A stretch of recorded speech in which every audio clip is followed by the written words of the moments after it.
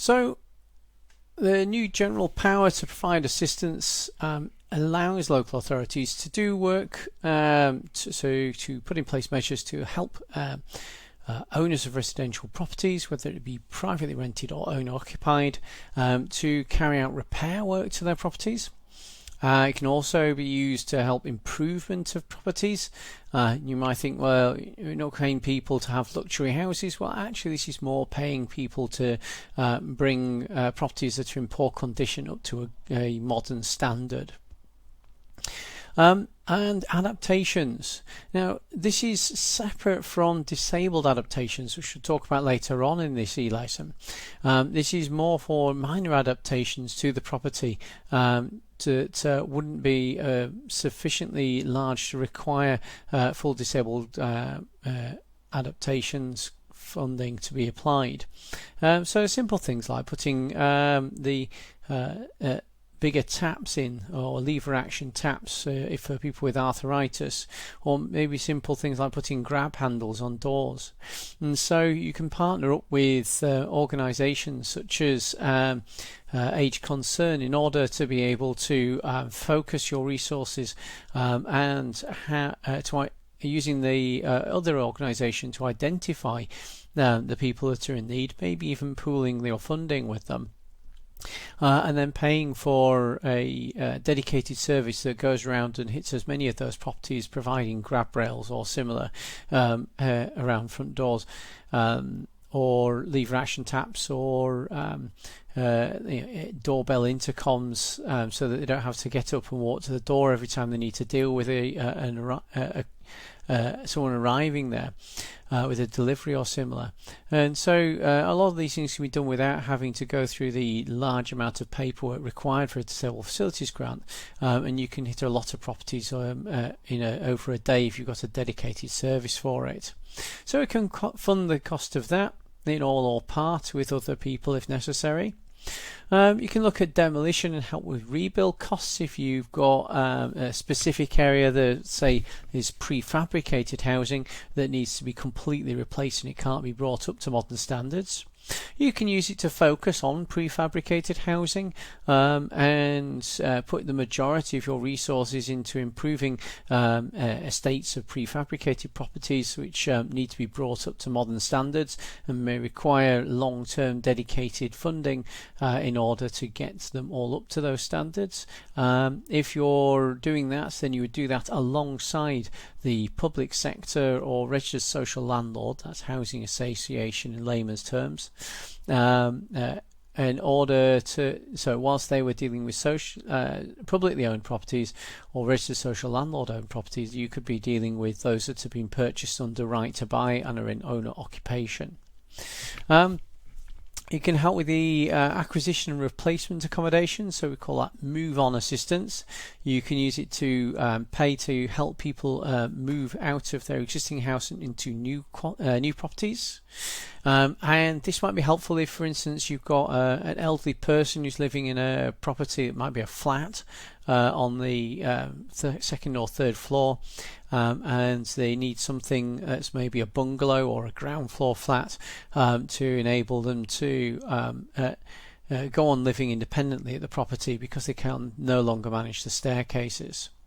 Same goes through if you've got a property that may not be sensible to adapt. It might be an older property and you need to move the occupant of the property into a property that's easier to adapt, and so you would use this assistance alongside disabled facilities grants money in order to move the tenant into a property that can reasonably be adapted to enable them to go on living independently at the property. Again, we'll talk about disabled facilities grants shortly. So later on in this e-lesson. The assistance can be actually given directly to a third party. So if you've got funding, you can give that money to another organisation to pay for its operating costs as well as the activities that it's undertaking. So a home improvement agency such as Care and Repair, and I suggest googling Care and Repair after you've listened to this to learn about what they do. They're a big organisation and a very key partner in this sort of work, and exists nationally. And so you can give the money to a home improvement agency, which can then act as what's usually a charitable body. Can then act to help to provide the assistance which the local authority is intending to offer. The assistance can be given to any person, even those in the social rented sector. So if necessary, you can use it for social rented properties, but I would say that it's quite rare that that is done. But it's just a general pot of money with total discretion for the local authority to do what they want with it, as long as they operate within the policy, the strategy which they've set out. And they can change that strategy if they need to, as much as they want, really. But it means it's very useful for trying to unlock those problems which stop things like people being released from hospital because their property maybe has may have a broken boiler or something like that, and so you don't want to release an ill person into a broken boiler, so they end up bed blocking in the hospital. And so it helps to unlock issues like that, which get around some of these problems with residential accommodation.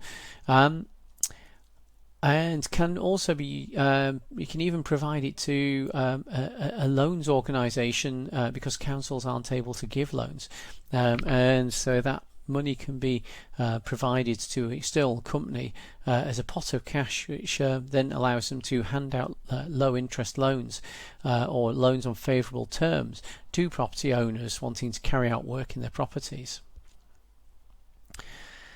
So as I said, if a local authority wants to do any of this, it needs to have a strategy, and it needs to be published a policy statement outlining what it's going to do with the cash in that policy statement and that strategy, and that then allows it to allocate the funding to whatever it wants in that strategy.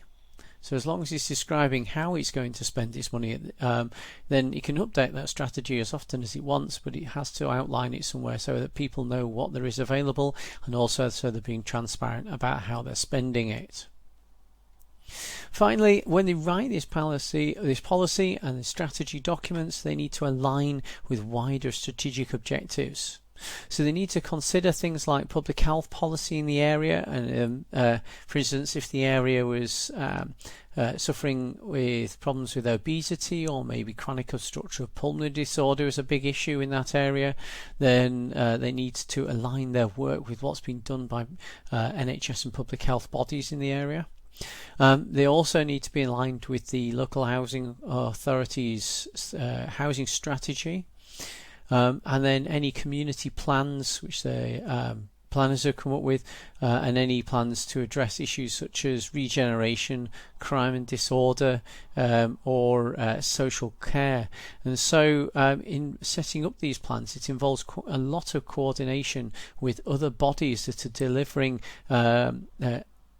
care, not in the same area but in associated areas, where you will find that you'll be standing shoulder to shoulder with them in looking after particularly these vulnerable groups within the community, and focusing your efforts in a way in which is not only transparent but it's also aligned with all of the other activities, so you're not working at cross purposes, and this way your work can you can work collectively with them in a complementary fashion, so that the sum of your activities is greater than your individual parts.